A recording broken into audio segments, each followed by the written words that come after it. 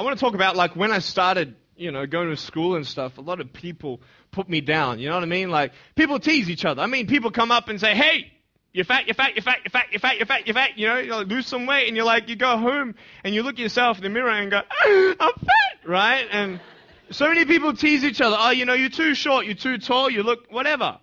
Different hair and all that. It doesn't matter. See, the thing is, when you're in school, when you're growing up in life, it actually sort of matters to people how you look. And then it matters to you because it matters to others. Why? Why does it matter how you look? Because if they don't like you, then who will? If they don't accept you, then who will? And the fear that we have is that we're going to be alone. That we're not good enough. And, we have to change ourselves. And, so many people put me down and say, Nick, you look too weird and no one's really your friend and you can't do this and you can't do that. And I couldn't change anything. It's not like just fixing my hair one day and everything's fine. It's not like, just whatever. I couldn't change my circumstance. I couldn't just one day wake up and say, hey, give me arms and legs. I need arms and legs. You know what I mean? Like, I went to a bodybuilder, and said, can you make me some arms and legs? No, joking. Bodybuilder, you get it? Right? So this is the thing. I go up to people, can you give me a hand? Just joking.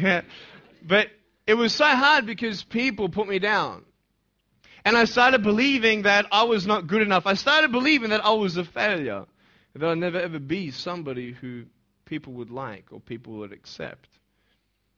And it was so hard, man. I thought to myself, I can't go on the soccer field like everybody else, and I can't ride my bike, and I can't skateboard, and all these sort of things. And I started getting depressed. I thought, what kind of purpose do I have to live? I mean, are you just here to live to die? I mean, is there not a purpose for me? Is there not a purpose in life? And I had questions and no answers. And I asked my mum and dad, why did this happen? I asked doctors, why did this happen? And they don't know. There are some things in life that are out of your control that you can't change and you've got to live with. The choice that we have, though, is either to give up or keep on going. I want to ask you, what are you going to believe? Are you going to believe in yourself? Are you going to believe everybody else's judgment on you? Are you going to believe people when they say that you're a failure? When no one really likes you, no one really cares about you. And it's not really to say that, hey, you need someone to come up and say, hey, really, I like you, I care about you. No, it's not that, but it's the fact that people put you down. People don't even look you in the eye. People ask you how you are, and you say fine, but you're not fine, and they'll never know that. I tell you, life is interesting. Life's a journey. See this phone here? Let's say that I want to go to the phone, right? And I start from over here. So I have to take one step at a time, one step at a time, one step at a time. You can only take one step at a time. I don't care how big your step is, it's only one step at a time. You can't do 2 steps in one. You understand? So it's like one step at a time. And you take steps in this direction, you take steps in that direction. You sort of get lost along the way, and sometimes you fall down. Now, to illustrate my point, I'm going to jump off the table, do a back twist, and land on the floor. Okay? Is that cool? Are you ready? Oh, there's a clock there. Okay, can you move the clock for a second, please? Beautiful, beautiful. All right. You ready? So, are you guys ready? Just let me know when you're ready. Are you ready? Okay, ready? 1, 2. I'm joking, man. Are you serious?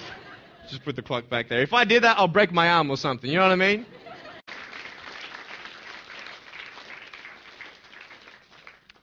How did I get from depressed to who I am today? Because I tell you, I was depressed.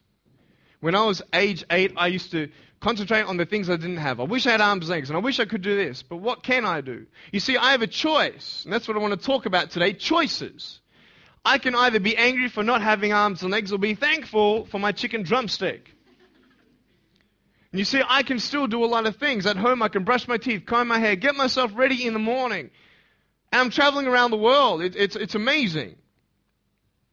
But I had to ask myself a couple questions. And the first question was really, who am I? Who am I? I'm Nick Vujicic, but who is that? And it's funny how the friends around you sort of determine who you are. You change yourself. You come to school. And everybody swore around me at high school, so I started swearing. Why? Because it's the cool thing to do. Everybody swears. So I don't want to be left out. And I want to be accepted, so I started swearing. You go to a party, everybody's drinking, so you drink. Why? Well, everybody else around me is doing a big deal. And then you try something new. And then you'll also go to school and people will put you down. And parents will tell you that you're a failure because you failed at a test. And you start believing the lies around you, saying that you're not good enough, and no one's going to want you, and you'll never ever do anything good in your life, and you'll never ever, achieve the dreams and goals that you wish you had done, or wish that you could do. And these steps take you closer. That voice saying, you're not good enough, you're not good enough, you're not good enough, and all you need is one more step to fall. See, you have a choice to know which step you're going to take today. Let me ask you, do you know who you are? You want to know who I think you are? You care about what your friends think who you are. You care about their opinion. You want to know who I am? You want to know what I think you are? I'll tell you right now. I don't care how you look. Honestly, if you're 400 kilos, I'm going to come up to you and give you a hug and say that I love you. I don't care if you're fat, short, tall, thin, I don't care, man. I really don't care how you look. I don't care what you're good at. I don't care what you're not good at. I don't care if you like rock and roll music or not. I don't care. I don't care. I don't care if you're a good mathematician or a good athletic or not good at anything that you think. But I'm going to come and tell you that you're awesome just the way you are. I know so many teenagers who look themselves in the mirror and wish that they had a different body. Girls, you're beautiful just the way you are. You're gorgeous. You're gorgeous. I love you just the way you are. And you boys, you're the man. Because it's not how you look. When you see me for the first time, many of you felt sorry for me. Do you feel sorry for me anymore? No. Why? Because you know who I am. But don't you remember I have no arms and no legs? Would you want to be my friend? Of course you would. Why? Because you like who I am. But I have no arms and no legs. And you're going to say, so what? So when you say, well, I have this or I don't have that, I'm going to go, so what? I don't care.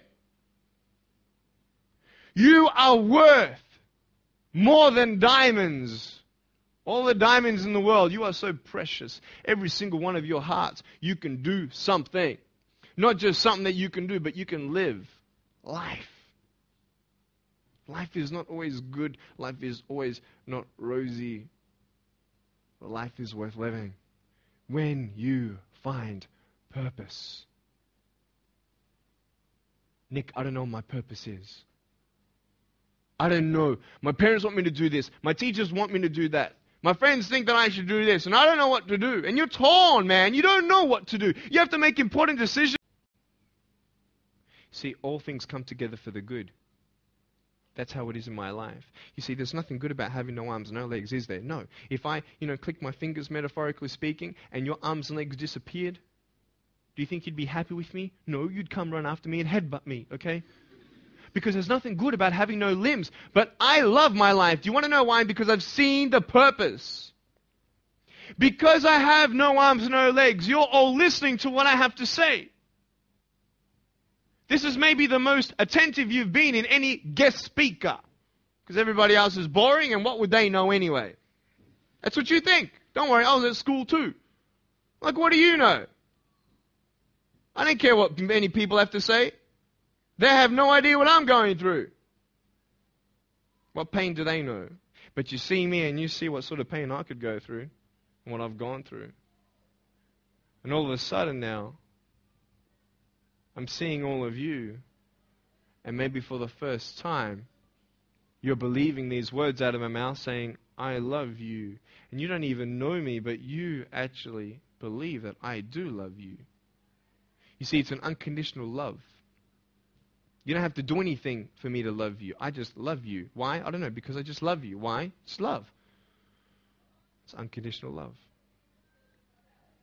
not only is it about you and your life, but what about the people around you? You know, if you think that you have no purpose, Nick, I don't know what I want to do. You know, I wish I could do this, but I don't think this is going to happen in my life. Let me tell you this. So many people came up to me and said, Nick, I don't have a purpose. I don't know what to do in my life. Let me ask you one thing. If you went through your life full of pain, full of tears, and at the end of your life, you actually saved somebody's life, is your life worth living? Is the pain worth someone's life? If you could actually save somebody? Can you imagine? If you actually saw somebody nearly get run over a car, you dive and get them out of the way of the car, for instance, an example, would that be worth living? You save somebody's life. I don't know. What about this? Let's say that you have a problem in your life and you want to give up now. Imagine if someone 10 years older who's gone through the exact same thing that you have actually got through it and came to you and said, you know what? I know how it feels. I've been there. I've been going through what you're going through now, but I'm still here. Would that not encourage you? Could that possibly save your life? Yes. Is that not a purpose worth living for?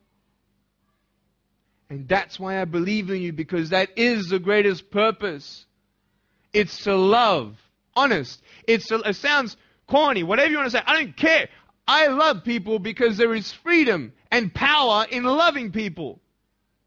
You have a choice every day you come to school to either tease somebody, gossip about somebody, or you can go up to them and encourage them.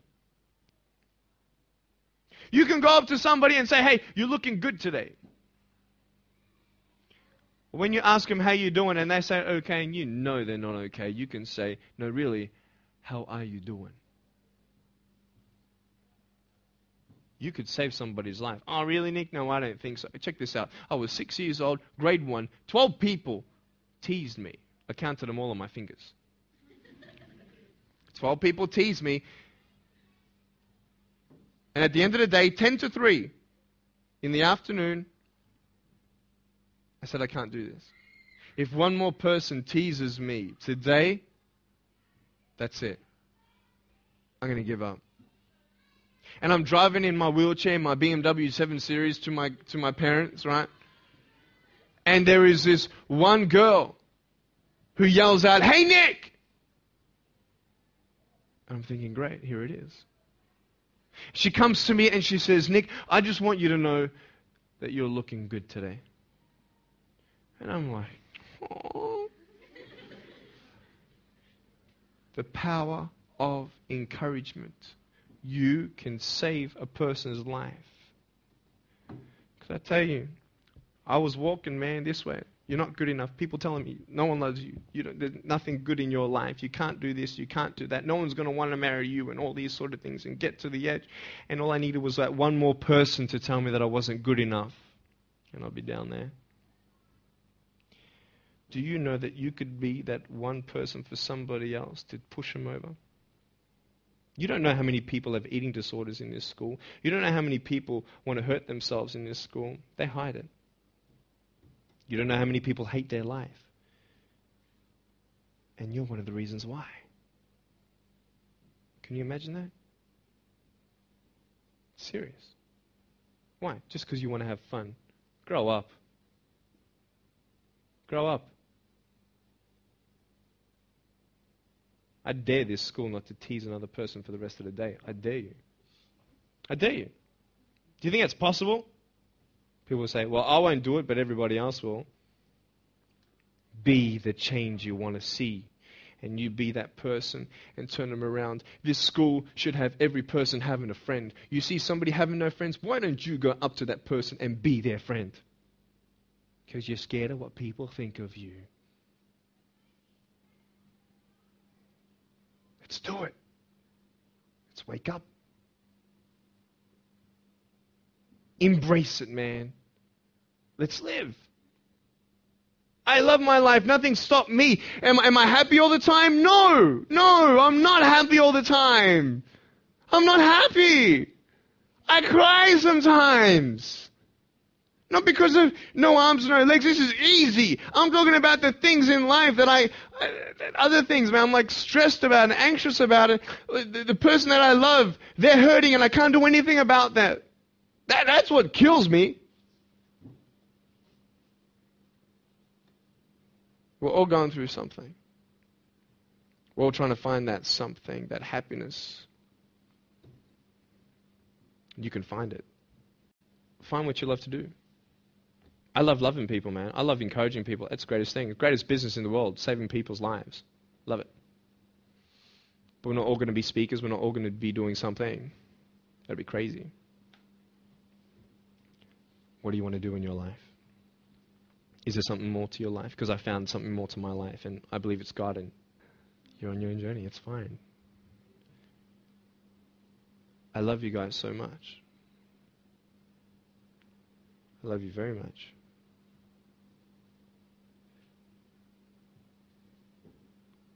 Choices are yours.